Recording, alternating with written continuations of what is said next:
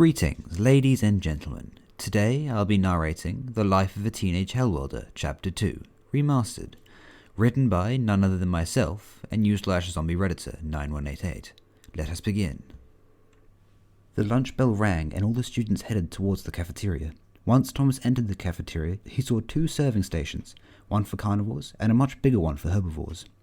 Thomas made his way to the herbivore station first, since it was the closer one anyways, and he wouldn't need to wait that long in line for the carnivore station. Thomas waited in line as a student in front of him turned around warily, watching him with two of their 4 eyes. Only Javquois and a couple of students from the higher years were going to the carnivore station, grabbing their food and sitting down on one side of the cafeteria by themselves. Thomas was handed a tray and he began loading it up with some odd-looking plants that he was apparently able to eat. Then again, he could eat pretty much all Xeno food. He then made his way to the empty carnivore station, taking a few foodstuffs that resembled sausages and some delicious-looking steak thing, before looking around. Dozens of students were staring at him, most likely in shock, surprise, or curiosity. Ignoring the stares, he looked around for his classmates. Thomas wasn't able to recognize any of his classmates in the crowd, other than that carnivore from before, and so he went over to her. Thomas heard people whispering and gossiping as he walked over to the carnivore side of the cafeteria, and oh boy were these Xenos bad at whispering. Is that a human? Wait, that's a hellworlder. Watch out, it's getting close. Why is it so short? Do you think it's a female? There was only one long table for carnivores, with the higher years sitting together on one end and Javquois all alone on the other. Feeling somewhat sorry for her, Thomas made his way over to her end of the table and sat down, startling the reptilian female. As Javquois sat at her end of the table, she began to think back on the day so far. To think that she finally had another carnivore in her class was definitely special. But Thomas isn't a carnivore, is he? Thomas is an omnivore, Javquois thought. Sentient carnivores like herself were rare enough, but to think Thomas was part of the only known sentient omnivore species was something else. She continued to think about Thomas, his surprisingly athletic body, light gold and brown head fur, the blue piercing eyes. Then she looked up, and there he was. He had just appeared, as if from thin air, in front of her. Suppressing the urge to jump out of her chair, she quickly composed herself. Doing her best to be friendly, she decided to initiate a conversation. I hope this doesn't go as bad as the time I tried to become friends with the herbivores, she thought darkly for a moment. Javquois seemed to compose herself, before greeting him. Hey Thomas, good to see you again. You scared me for a moment there, she said casually. Yeah, sorry about that. Anyways, call me Tom. That's what my human friends called me. I prefer it, Thomas said, smiling kindly. Okay, Tom. Javquois played with the word in her mouth and started to smile alongside Tom. Looking past Javquois, he saw that all the herbivores in the cafeteria were staring at them with expressions of fear plastered to their faces. While Tom was digging into his meal, Javquois asked a question. Tom, may I ask how your species hunted when you were primitive? It's been plaguing my mind since I first saw you. Sorry if it's an odd question.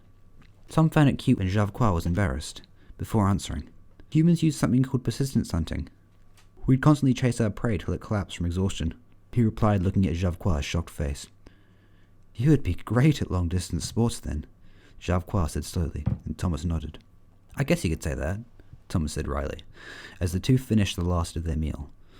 They stood up and took their trays to the drop-off table, before Javquois suggested that they go to one of the garden zones of the institution to talk. Tom reluctantly agreed, following her to one of the emptier garden zones, which soon became completely empty as the few herbivores there left when they entered. They sat down on a large bench, Javquois stretching. So Thomas, what's your hellworld planet Earth like? She asked, and Thomas paused. Earth has lots of different biomes. There's mountains and valleys, forests, tropical rainforests, deserts and tundras, and there's seasons that change every few months. Thomas continued as Javquois listened enthusiastically. What's your planet like? Thomas asked Javquois, and she cleared her throat. My homeworld is called Cravenkar. It's a semi-hellworld. There's only one biome, a giant temperate forest, and one big ocean. No fancy seasons or anything, Javquois explained. Sounds nice. Wouldn't mind visiting at some point, Thomas said, before the bell rang. Let's head back, Javquois stated as she stood up, and so did Tom, as they began heading to their next class. They exited the garden zone, and Thomas spotted two magistra who seemed to be fighting over a girl, which wasn't hard, due to all the brightly coloured feathers flying off of them. He tapped Javquois' shoulder, pointing down the long hallway towards the small scene that was going on. Javquois squinted down the hallway, looking at him confused. "There are 2 magistrates fighting over there. Think we should intervene?" Thomas said. "You can see that far? All I can see are a few blurry figures," Javquois murmured. "I guess I can," Thomas replied, and Javquois shrugged. "Magistrates don't like escalating things. They don't want to ruin their image. Let's just leave them be," she explained. The 2 resumed walking to their class, and Thomas watched as everyone hurriedly moved out of their way, letting him and Javquois make it to their class at a record speed. The rest of the day was fairly uneventful, with Thomas getting lots of correct answers and praise from his teachers. "So how was your first day of school?" Javquois asked, and Thomas shrugged. "I mean, it was alright, I guess," he said, and Javquois frowned. "Alright. Something wrong, Tom?" She lowered her voice, and Thomas sighed.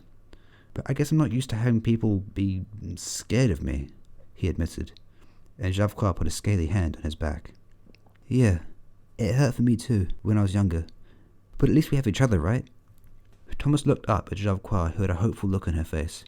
"Yeah, we do." Thomas watched as Javquois beamed, giving him a toothy grin. "Oh, right, I almost forgot. We've been assigned a dorm together. Isn't that fun?" she exclaimed, and Tom tensed. "Like, together, or—" Javquois cut him off. "Yeah, together. It's because we're the only predators in this grade." Thomas blushed, and Javquois looked surprised and slightly concerned. "Tom, why is your face all red?" she asked, and Thomas shook his head. "It's nothing, just lead me to your dorm. Let's go," he said. "Sure," Javquois chirped. "The dorms are right over here. See those tall apartment buildings?" A few minutes later, they were in their dorm room. It was a pretty spacious place, with a simplistic modern design. There were luckily 2 bedrooms, which was a big relief to Thomas, as he had always been one to enjoy his alone time and privacy. Thomas unpacked his bags, personalizing his room a little bit.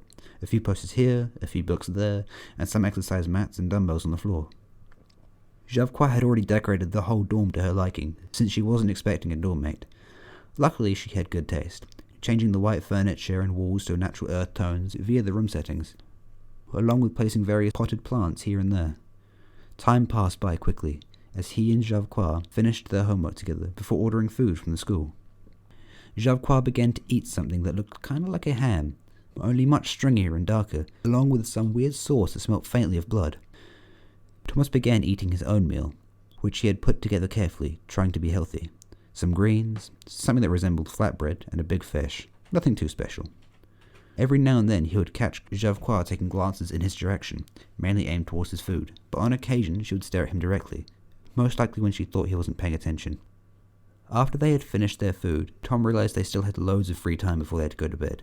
Using this knowledge, Tom decided to introduce Javquois to the wonders of human cinema, of course starting with the classics. As the night went on, Javquois became more and more immersed by the movies. Thomas, on the other hand, was finding it quite hard to enjoy the films as much as he usually would. He was more focused on the 7-foot-tall reptilian sitting next to him. Thankfully, it seemed like she was too preoccupied to notice his gaze, and Javquois continued her pastime, allowing Thomas's gaze to go unnoticed by her. Morning made its presence known to the inhabitant of a very naturally coloured room, by unceremoniously blinding the groggy carnivore, forcing a near-silent growl from between her razor-sharp teeth. Slowly, Javquois dragged her seemingly numb body out of her heated bed, immediately regretting such a decision, as her cold-blooded body tasted the crisp morning air circulating through her room. Cursing herself for not setting the timer for her heater, Javquois stumbled into the door to her bedroom. As she opened it, she was bombarded with the scent of sizzling meat and the sound of a soft melody emanating from the kitchen, where she guessed Tom to be. So entrapped in the moment, Javquois nearly failed to notice the small form of Tom, and a bright smile plastered to his face. Without saying the word, the cheerful human placed a plate of seemingly human cuisine in her claws. "How are you so awake?" Javquois groaned, wondering if Tom took sleep-enhancing drugs. "Well, I can run for 5 hours of sleep if necessary, but your schools start at midday. Let me get a good amount of sleep, at least by my standards," the human replied, tucking into a plate of his own human food, leaving Javquois bewildered. Even though Tom should be even more out of it than her, since he stayed up to watch an extra movie, the human seemed wide awake. Her 6 hours of sleep really wasn't enough for her brain to properly function, so she did the only thing she could, stare blankly into the distance as the mammal continued on his merry way, humming that same beautiful tune. Well, it seems that's the end of the narration. I hope you all enjoyed, and have a lovely day.